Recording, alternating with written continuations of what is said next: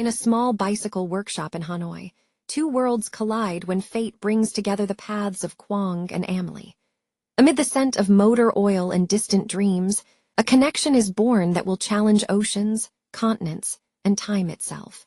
Some love stories require more than words. They call for impossible journeys.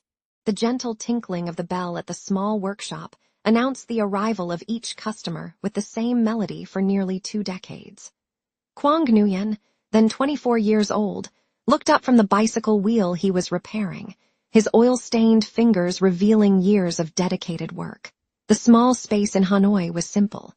Tools organized on worn wooden shelves, tires hanging on the exposed brick walls, and the characteristic smell of rubber and metal that had become a part of him. "Just a moment," he said, adjusting the last nut with precision. His concentration was evident, a reflection of a man who had learned early on that every detail mattered. Raised by the riverbank, Quang was the son of Liern and Bao Nguyen, she, a seamstress, he, a fisherman. In Quang's earliest memories, his father would arrive at dusk pedaling the old blue bicycle, the sign that the family would gather for dinner. The flood that took Bao happened when Quang was only 10 years old. After the tragedy, the bicycle was left leaning in the yard of their home, rusted, yet surprisingly intact, like a stubborn symbol of hope. Liern, now 49 years old, had devoted herself to raising her son alone, her nimble fingers sewing school uniforms late into the night to ensure that Quang could study. He had inherited her patience and his father's determination. "Strength is not in the muscles, but in persistence," Liern used to say as she pushed the needle through the sturdy fabric. Quang had restored his father's bicycle years later, not out of nostalgia, although it existed with every pedal, but out of practical necessity. He became a delivery man, a mechanic, a man of modest but sufficient means. Every repair he made to others' bicycles was a small tribute to his father's memory. Thousands of kilometers away, in an elegant Parisian apartment overlooking the Seine, Amelie Moreau traced her fingers along the gilt edges of a piece of Vietnamese art. At 26, the young curator was already known in European art circles, not by her own merit, as she lamented silently, but as the daughter of Colette Moreau. Her delicate face, framed by wavy brown hair, reflected a refined French upbringing, but her green eyes carried a barely concealed restlessness. "Amelie, dear, the guests will arrive in an hour," Colette's voice echoed down the wood-paneled hallway. Colette Moreau, at 52, was the picture of Parisian sophistication. A widow for 5 years, she had transformed the family's art gallery into one of the most prestigious in Europe. Her always upright posture and precise comments on everything, from the ideal tea temperature to the correct appreciation of an impressionist canvas, were both admired and feared in the social circle she moved in. "I'm almost ready, Mother," replied Amelie, adjusting the pearl necklace she had received on her birthday. The relationship between mother and daughter was marked by genuine love, yet complicated by unspoken expectations. Colette wished for her daughter the security she had built for herself. Amelie longed for the freedom she had never experienced. That evening, while serving wine to her mother's guests, Amelie announced her decision. "I will leave next week for Vietnam. The traditional crafts cataloging project has been approved." Colette's eyes revealed concern, but her smile remained intact in front of the guests. Later alone, the predictable questions about safety, career, and future plans came that Amelie already expected. "It's just 3 months, Mother. I need this." On the morning of her departure, as she hugged Colette, Amelie felt something different. Perhaps it was just her imagination, but her mother's embrace seemed to communicate a silent acknowledgement that her daughter needed to find her own way. The hot and humid air of Hanoi embraced Amelie like a heavy blanket as she left the airport. The sounds, the smells, the colors, everything seemed intensified compared to the orderly streets of Paris. Staying in a modest yet comfortable hotel, she dedicated herself to work at the Community Cultural Center, documenting craft techniques handed down through generations. It was on an especially sultry afternoon, while biking back to the hotel, that fate intervened. A flat tire, an unfamiliar street, and the sun beginning to set. "Can I help?" The gentle voice with a peculiar accent made Amelie turn around. There stood Quang, next to his delivery bicycle, a faded cap shielding his eyes from the sun. His hands were already examining the damaged tire without waiting for an answer.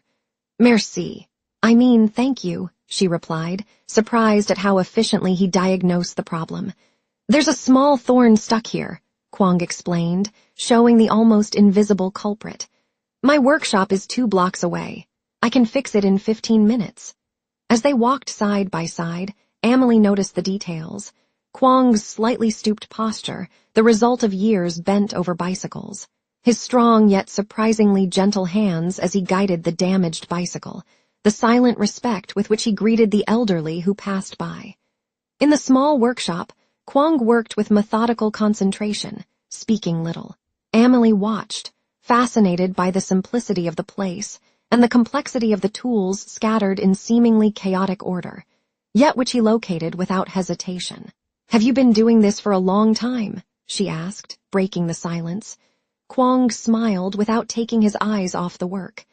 "Since time asked me not to stop," he replied, unaware of the depth his words carried. The next day, Amelie returned with 2 coffees and local pastries. Kwong seemed surprised, but accepted the gesture with a shy smile. It was the beginning of an unplanned routine.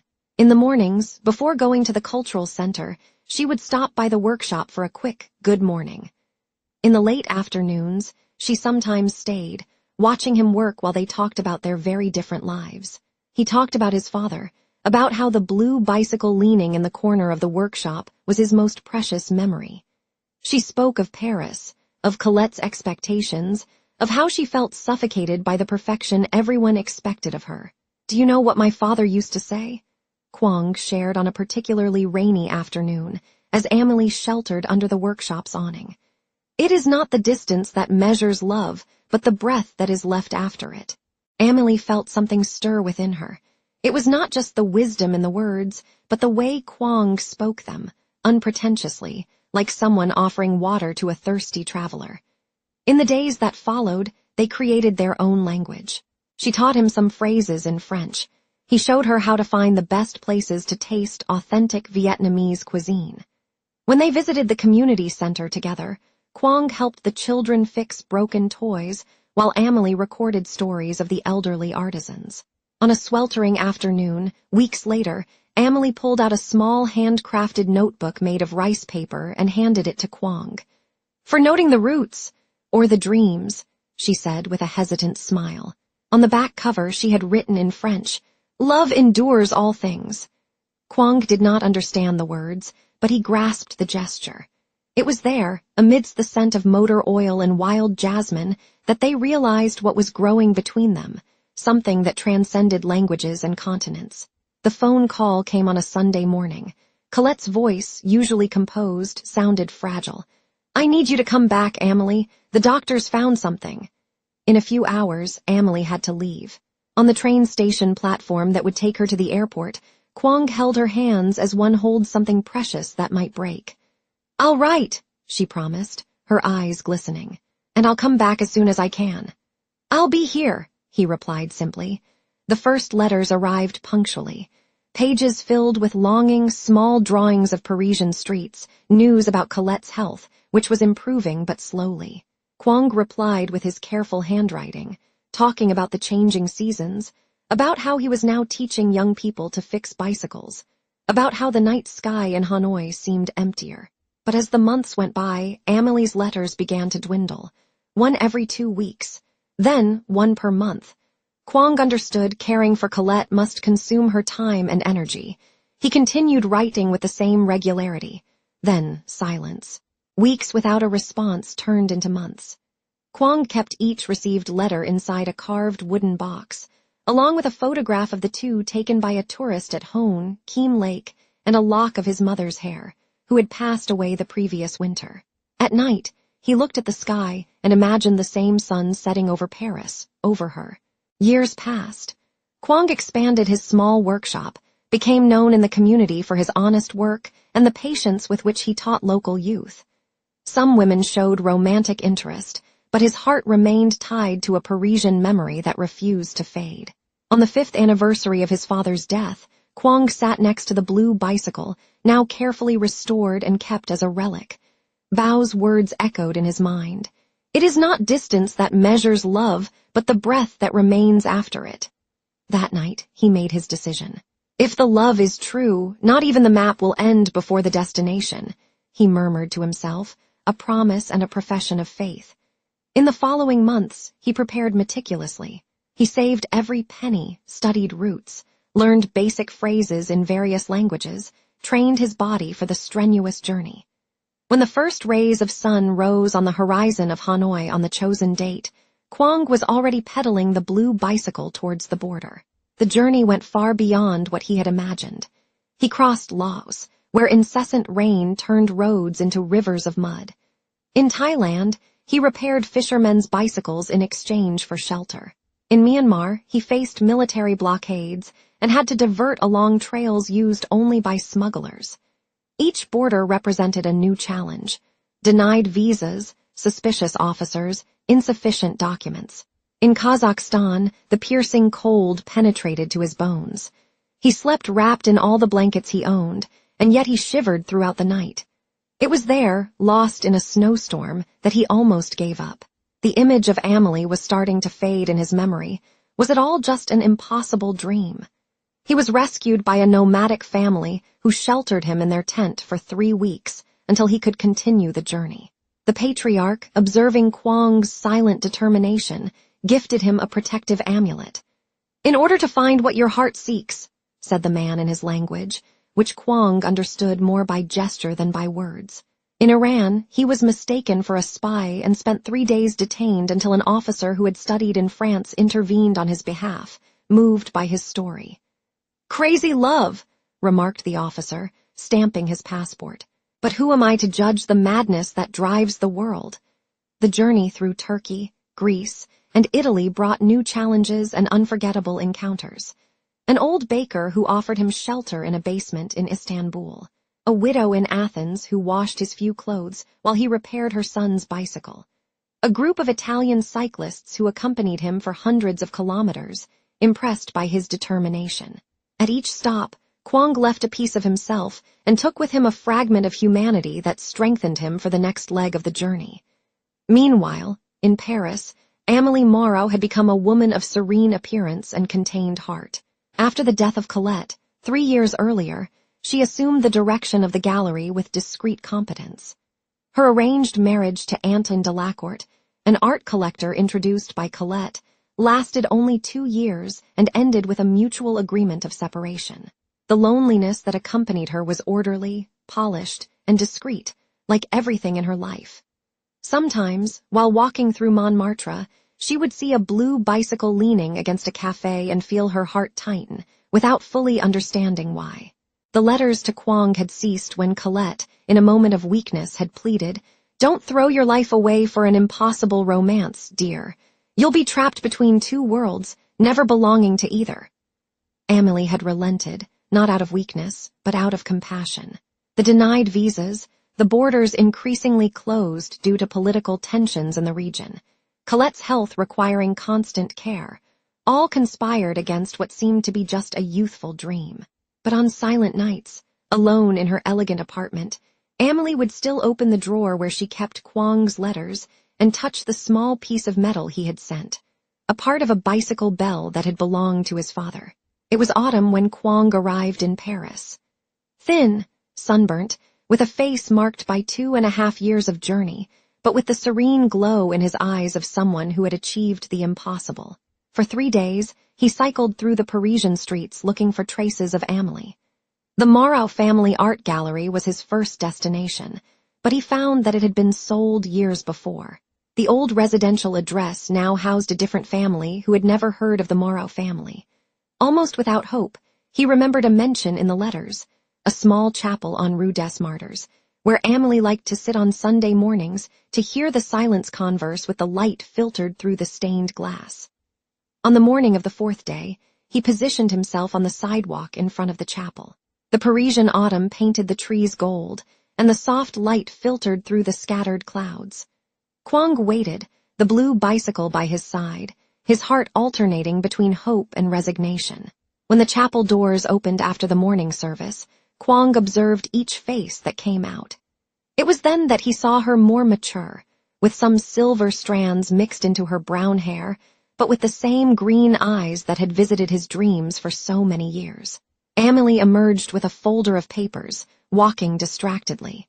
When Kwong moved the bicycle, the tinkling of the bell, the same one his father had used, which he had preserved throughout the journey, cut through the autumn air. She stopped, as if that specific sound activated a long-dormant memory. Her gaze slowly scanned the street until it found the source of the sound, the blue bicycle, now covered in country stickers and dust from unknown roads, and beside it, a man whose face told the story of an impossible journey. Kwong remained still, a few steps away. "Sorry for the delay," he said simply, in carefully practiced French during the long journey. Amelie let the folder fall to the floor, her eyes filled with tears as a smile lit up her face. "You brought the world on wheels," she replied, her voice trembling. Neither of them needed to say more. The words fit into the silence they shared, in the space between two hearts that had finally found their way back to each other. 25 years have passed since that autumn morning. The blue bicycle now rests at the entrance of the small house on the banks of the Seine, a silent symbol of the journey that united two souls. Kwong, now 49, runs a workshop where he teaches young immigrants to repair bicycles and cultivate patience. Amelie, at 51, is dedicated to community art, creating spaces where artists from different cultures can share their stories. Together, they created a foundation that supports young artisans from Southeast Asia, building bridges between worlds that once seemed so distant. At night, when they dine in the small garden at the back of the house, they sometimes recall the incredible journey, the deserts, the mountains, the borders, the apparent chance that seemed guided by a greater force. The two adopted children they raised, a Vietnamese girl and a Syrian boy, now adults with their own families, grew up hearing different versions of this story, always with the same lesson. True love is not measured by distance, but by the perseverance to overcome it. When visitors ask how they met, Kwong smiles and replies simply, "She got a flat tire, and I never stopped pedaling." Amelie adds, intertwining her fingers with his, "And I never needed to find my way back again." Life, as they discovered, has subtle ways of rewarding those who persist in believing in the invisible, the improbable, the extraordinary disguised as the everyday. And their love, silent, mature, whole, remains the longest and most beautiful road they have ever traveled. A daily reminder that some journeys do not end upon reaching the destination, but only begin there.